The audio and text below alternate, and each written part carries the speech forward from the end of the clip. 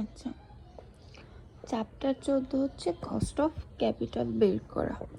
এখন cost of capital বের করার জন্য আমার অনেক কিছু লাগবে। মেইনলি আমার কস্ট অফ ক্যাপিটালের সূত্র হচ্ছে এই যে ওয়েট, ডেপ্ট অফ ওয়েট কে, যে প্রত্যেকটা জিনিসের ওয়েট আর কস্টকে একসাথে গুণ করলে আমরা পাচ্ছি হচ্ছে কস্ট অফ ক্যাপিটাল। যেমন এটাকে হচ্ছে ডেট বোঝাচ্ছি, কস্ট অফ ডেট। দেন হচ্ছে এটা হচ্ছে cost of preferred stock, cost of CC দিয়ে হচ্ছে যে ইকুইটিকে মনে হয় এখানে বোঝানো হয়েছিল। তারা তো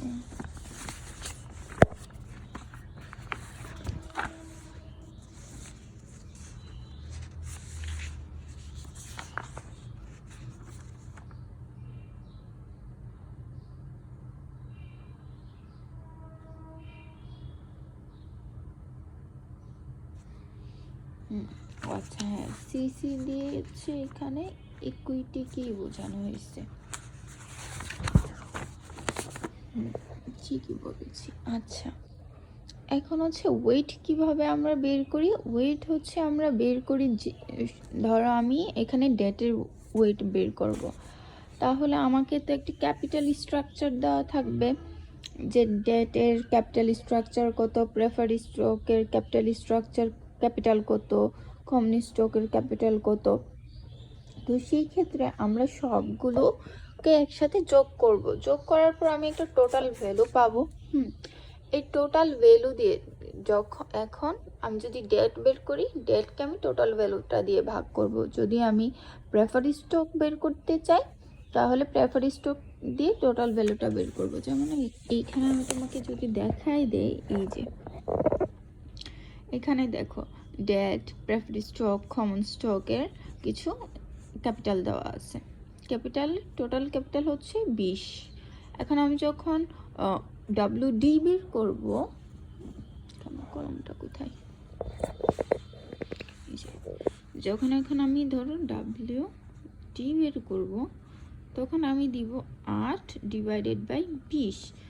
যখন আমি পি বের করব, তখন আমি দিব 2 ডিভাইডেড বাই 20। এইভাবে করে আমরা ওয়েট বের করে ক্যালকুলেট করে থাকি। তারপর এখন বন্ড, এই যে এই কস্ট অফ ক্যাপিটালটা বের করব, এখানে তো ইন্টারেস্টের একটা রেট বের করতে হবে, তাই না, প্রত্যেকটা জিনিসে। এখন এইখানের কস্ট অফ ডেটটা আমি কিভাবে বের করব। কস্ট অফ ডেট বের করার ক্ষেত্রে তোমাকে আগে দেখতে হবে তোমার বন্ড কোনটা ইস্যু করা হয়েছে। আসলে কুপন বন্ড দিছে, ট্রেজারি বন্ড দিছে, নাকি তোমাকে অ্যামোর্টাইজেশনের মাধ্যমে দিছে। নর্মালি কর্পোরেট বন্ড অথবা কুপন বন্ডটাই থাকে। যখন কর্পোরেট বন্ড অথবা কুপন বন্ড থাকবে, তখন আমরা এই যে ফর্মুলাটা দেখতে পাচ্ছি, P equals C divided by I divided by M 1 minus 1 plus I divided by M to the power N M plus F B divided by 1 plus I divided by M N M. তখন আমরা normally এই সূত্রটা use করি। এই সূত্রটা use করার পর, আচ্ছা এই সূত্রে কি কি আছে, পি দেখো, পি হচ্ছে মার্কেট প্রাইস, তোমার বন্ডের প্রেজেন্ট ভ্যালু কত, তোমার বন্ডের মার্কেট প্রাইস কত সেইটা। এখন ইন কেস তোমার হচ্ছে বন্ড প্রাইসটা দেওয়া নেই, তুমি তো হচ্ছে প্রত্যেকটা জিনিসের কি বের করবা, এই জিনিসটা বের করবা। হ্যাঁ, তুমি যখন ওয়েট করতে যাও তোমার লাগবে হচ্ছে এই জিনিসটা, তার মানে তোমাকে এই জিনিসটার মান দেওয়া থাকবে। কারণ এটা বাদে তোমার কাছে যদি বাকি ডাটাগুলো অ্যাভেলেবেল না থাকে, তাহলে তো আমরা করতে পারবো না। না না সরি, এই জিনিসটার নাম দেওয়া থাকবে না, এই সবগুলো জিনিস দেওয়া থাকবে, এটা আলাদা দেওয়া থাকবে। ধরো কোথাও যদি তোমার ফেস ভ্যালু উল্লেখ নাই, যদি কোথাও ফেস ভ্যালু উল্লেখ না থাকে, তাহলে সেটার প্রাইস হয় 1000 বন্ডের ক্ষেত্রে, সেটা হয়তো তুমি জানো। যদি কিছু বলা না থাকে সেটার ফেস ভ্যালু হবে 1000 টাকা। আর আমরা হচ্ছে প্রাইসটি ক্যালকুলেট করব। এখানে প্রথমবার দেখব প্রাইসটা ক্যালকুলেট কিভাবে করি, তারপরের পার্ট দেখব হচ্ছে আমি কিভাবে আয় ক্যালকুলেট করি। আচ্ছা, পি বুঝলাম, আই তো ইন্টারেস্ট রেট, সি হচ্ছে কুপন রেট। এখন কুপন রেটের ক্ষেত্রে তোমাকে হচ্ছে কিভাবে বের করতে হবে, face value into coupon rate divided by M. যদি এম এর ক্ষেত্রেও কিছু বলা না থাকে তাহলে আমরা সেমি অ্যানুয়ালি নিব।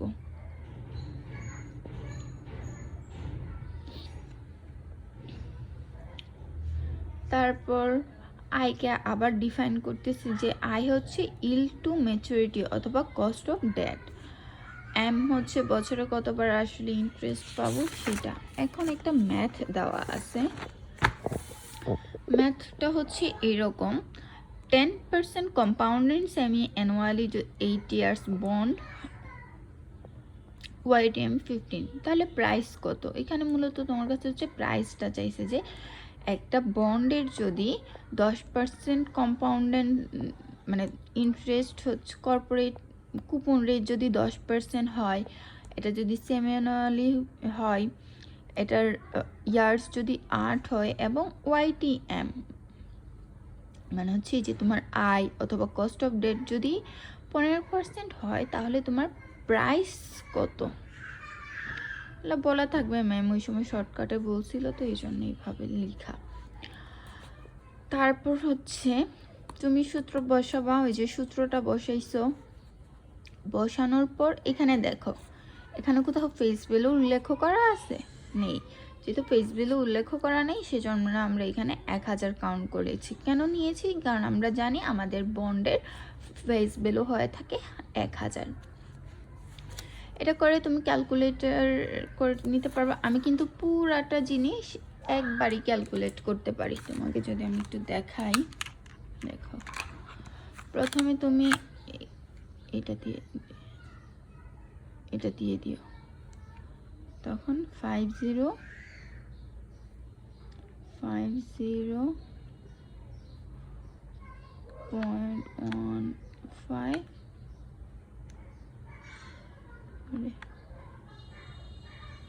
যে 2 একসাথে দিলাম।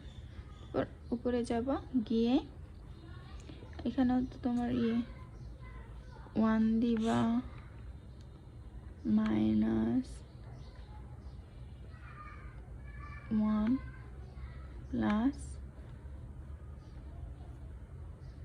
0.15 ডিভাইডেড বাই 2, আবার দিবা, সামেশন দিবা, মাইনাস 8×16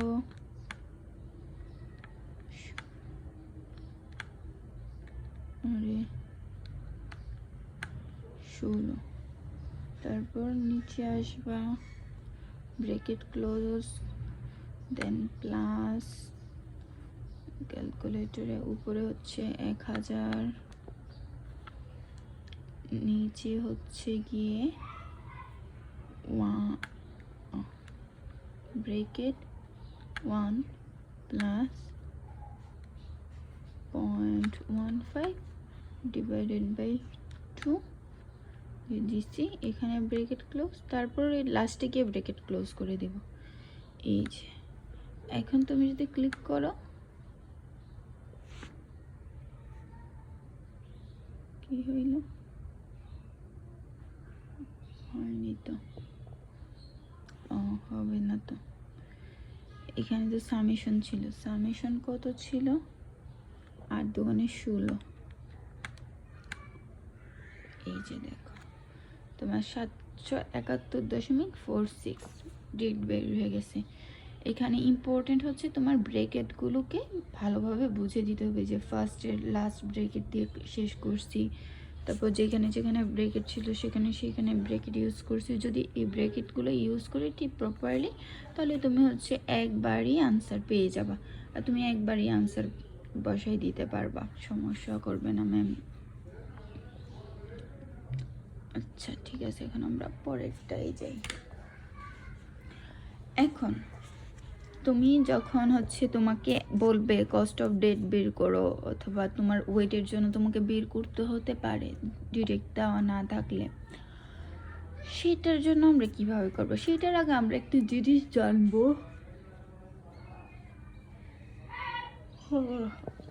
যে বন্ড হচ্ছে 3 ভাবে সেল করা যায়। একটা হচ্ছে সেলিং অ্যাট পার, আমার বন্ড রেট এবং কুপন রেট সমান হবে। বন্ড আমি প্রিমিয়ামেও সেল করতে পারি, বন্ড আমি ডিসকাউন্টেও সেল করতে পারি, যেটা আমরা জানি অধিহার, অবহার, সমহার এরকম। এখন তোমার কুপন রেট আর যদি ইন্টারেস্ট রেট সমান হয় তাহলে তোমার প্রাইস আর ফেস ভ্যালু সমান, তখন সেলিং অ্যাট পার। কিন্তু তোমার কুপন রেট যদি বেশি হয় ইন্টারেস্ট রেট থেকে, তখন তোমার প্রাইস কি বেশি হবে তোমার ফেস ভ্যালু থেকে, তখন যেহেতু প্রাইস বেশি হচ্ছে সেটা হচ্ছে তোমার বন্ড প্রিমিয়াম। কুপন রেট থেকে ইন্টারেস্ট থেকে যদি কুপন রেট কম হয়, তার মানে কি তুমি কমে নিচ্ছ, সেক্ষেত্রে তোমার প্রাইস থেকে তোমার ফেস ভ্যালুটা বেশি হচ্ছে, তখন তোমার বন্ড ডিসকাউন্ট হচ্ছে। আচ্ছা এটা আমার কেন দরকার? এটা আমার দরকার আছে আসলে, এটা আমি কেন দরকার এটা আমি এখনই বুঝাই দিব। এখন ম্যাম বলছিল যে হচ্ছে আপনারা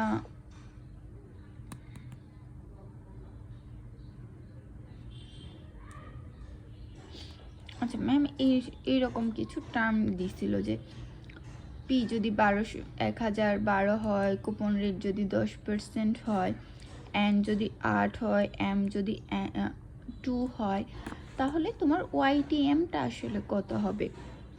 এখন আমি আইটা কিভাবে ক্যালকুলেট করব? দেখো, তার মানে এগুলা যদি দেওয়া থাকে, এক কথায় দিতে লিখছি, ফর্মুলা তো সেম, যেহেতু এটা কুপন রেটের ফর্মুলাতে কোনো চেঞ্জ নাই। প্রথমে আমরা গিভেন দ্যাট দিয়ে সেটা ইফ না লিখে আমি এখানে লিখতাম গিভেন দ্যাট, সমস্যা নেই, ফর্মুলাটা লিখে নিয়েছি। তারপর by trials and errors method দিয়ে আমি দেখো এখানে আমার কুপন রেট কত, 10%, তাহলে আমি এখানে আইটা কিভাবে ধরবো? আচ্ছা এটার মেইন একটা আছে যে আমার কত, প্রাইস 1012, প্রাইস হচ্ছে আমার 1012, আমার ফেস ভ্যালু কত, 1000। তার মানে আমার ইন্টারেস্ট রেট কত হলে আমার 1000-এর সমান হবে। এই ইন্টারেস্ট রেটটা আমি কত ধরলে হচ্ছে আমার পি ভ্যালু আমার ফেস ভ্যালুর সমান হবে, আমি হচ্ছে এই জিনিসটি এখানে বের করব। কত ইন্টারেস্টে হলে যে আমার মানে হচ্ছে পি ভ্যালু হচ্ছে 1000 হবে, কারণ আমি তো এখানে বর্তমানে আমার 1000, তাই না, আমার ফেস ভ্যালুতে 1000, তাহলে কত পার্সেন্ট ইন্টারেস্ট রেটে 1012 আছে। ও হ্যাঁ, কত পার্সেন্ট ইন্টারেস্ট রেট হচ্ছে আমি এই 1012কে খুঁজে পাবো, সেটা হচ্ছে এখানে বের করব। এখন প্রথমে হচ্ছে আমার আই ইকুয়ালস টু, এখানে কর্পোরেট হচ্ছে, ফ্যানটা দিয়ে দাও, মশা ধরবো না, এটা বেশি ধরবো, 10%। আর হচ্ছে যদি আমার কর্পোরেট রেট 10% হয়, এখানে কর্পোরেট রেট আর আয়ের সম্পর্ক হচ্ছে বিপরীত, নেগেটিভ সম্পর্ক বিদ্যমান। সেই জন্য আমি এইখানে হচ্ছে ইন্টারেস্ট রেট আরও কম আয় ধরলে আমি হচ্ছে এই 1000 ভ্যালুটা পেয়ে যাব। যেমন আচ্ছা এটা কথাটা একটু কনফিউজিং লাগতেছে, দেখো ভালোভাবে কি করতেছিলাম, যখন আমার এই শর্তটাতে যদি আসি, আমার কর্পোরেট বন্ড, এই যে এখানে হচ্ছে আমার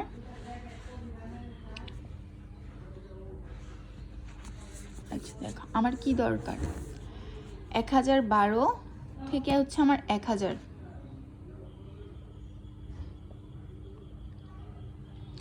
আমার হচ্ছে এরকম একটু ইন্টারেস্ট রেট দরকার যেখানে আমার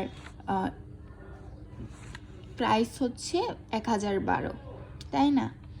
আর 1012 থেকে কি 1000 ছোট, আমার ফেস ভ্যালু কিন্তু ছোট।